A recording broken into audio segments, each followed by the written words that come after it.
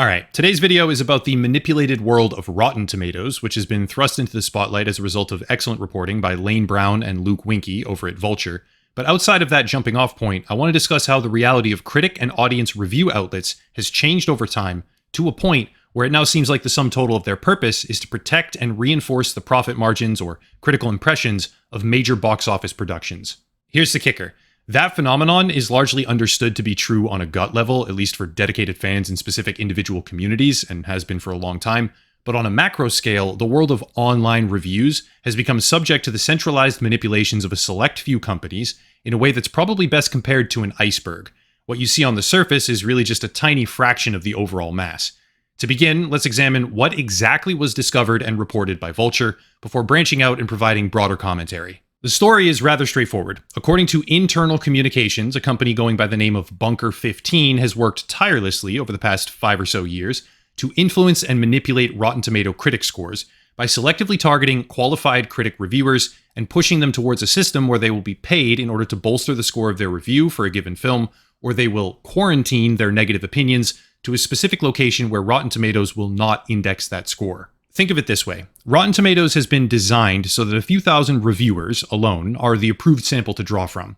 Among those reviewers, there is a very large size and credibility spread, but the reviews that they post on anything from social media pages to Substack to media outlets are then aggregated by Rotten Tomatoes, thereby comprising the critic score portion of the website. Bunker 15, for the past 5 or so years, has been massaging critic scores for their clients by approaching individual reviewers, paying them, but not just paying them to post higher scores and glowing praise. That would be a little bit too straightforward, though it obviously was happening. Rather, instead, paying them to quarantine negative reviews, which meant publishing them somewhere that Rotten Tomatoes would not see. The result of this tactic is that they could, over time, cause an influx of positive reviews while technically explaining to willing critic participants that they are free to say whatever they want to say in exchange for payment. But if they have something negative in mind, it is then shielded from the overall score.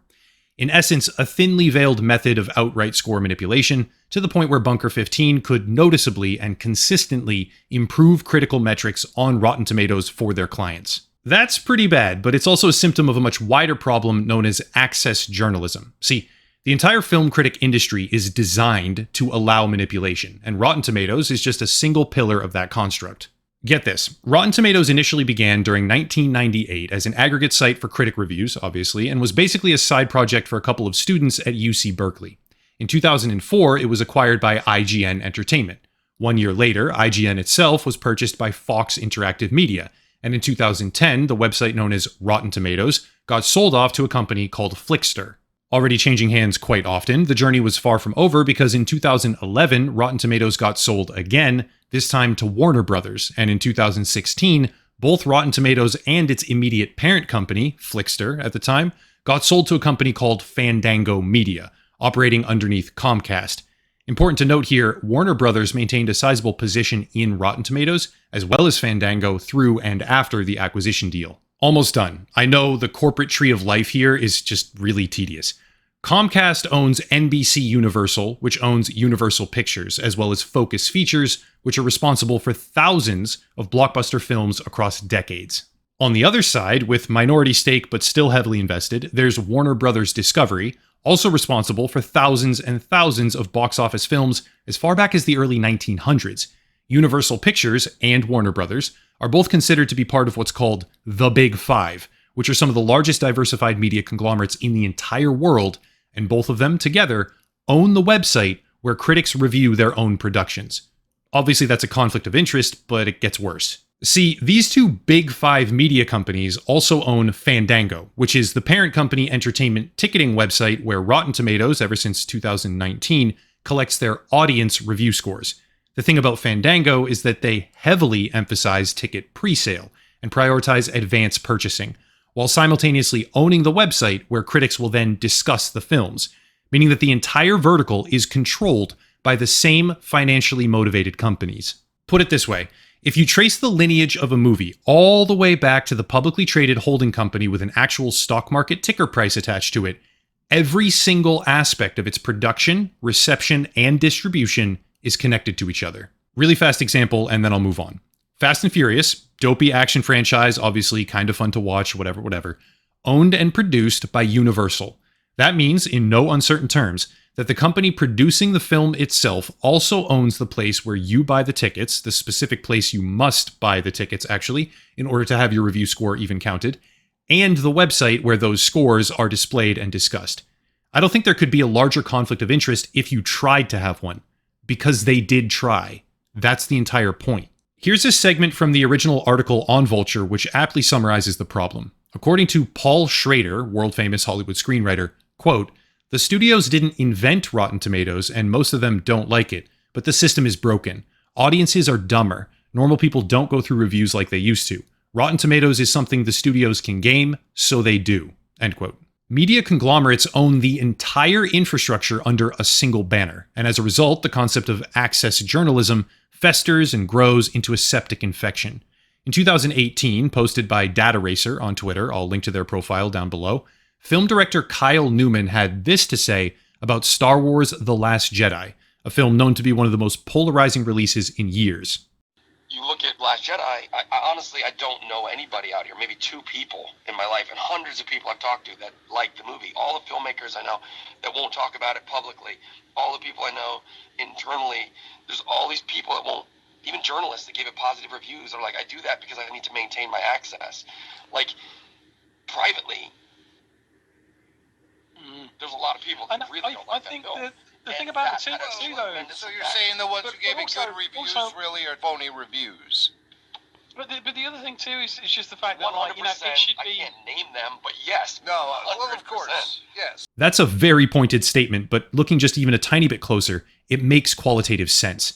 The Last Jedi sports a 91% score on Rotten Tomatoes, while the audience perception sits at just 42. And this film was majority rated before the change in 2019, where Fandango ticket sales would become a much larger part of the review process. Now, some people might say, but Star Wars is Disney, so why would a set of companies jointly owned by Comcast and Warner Brothers Discovery be sticking their neck out for the competition? And the truth is, I don't have an answer for that. I don't have a smoking gun or internal leaked memos and emails. I mean, I hope I get those someday, but I don't have them right now.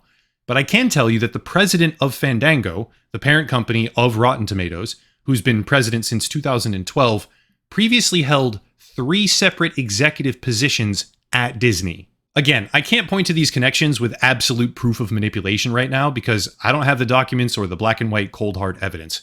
But what I can show is how big and well integrated the corporate web of connections has become, and once we all see that, we have to make up our own minds about whether or not decade-long coworkers and singular corporate entities who own or manage the entire vertical of film production, distribution, sale, and review from start to finish, we have to make up our own minds about whether or not they would exert pressure on or blatantly manipulate the process. In all honesty, people are probably looking at this like, come on, man, that's a really slim connection. You found one executive and now you're tweaking over bullshit conspiracies or whatever it is they might say.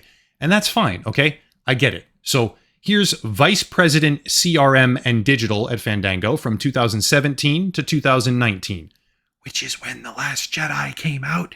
And directly before that, I shit you not, he ran the Disney Movie Rewards loyalty program. And before that, he was vice president of consumer marketing for Disney as well. Oh, I'm not finished, by the way. Meet Jody Vogelar, chief marketing officer at Fandango, right now. Yes, he used to work for Disney. Dana Benson, Dana, senior vice president of communications at Fandango. And yup, Disney, former director of communications. Kerry Samovar, head of legal. Not Disney, per se, hate to disappoint, but he's former head of legal at Universal, so that's fun. But in case that was disappointing, back on task.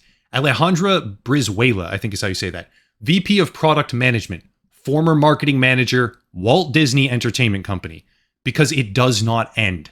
Cameron Douglas, VP of Home Entertainment at Fandango, previously held 4 separate positions at Walt Disney. And this is just the people that work there right now as listed on their website. Sure, you can make the argument that relevant people with job experience in similar companies at similar positions are always going to be prioritized. That's just good hiring practices.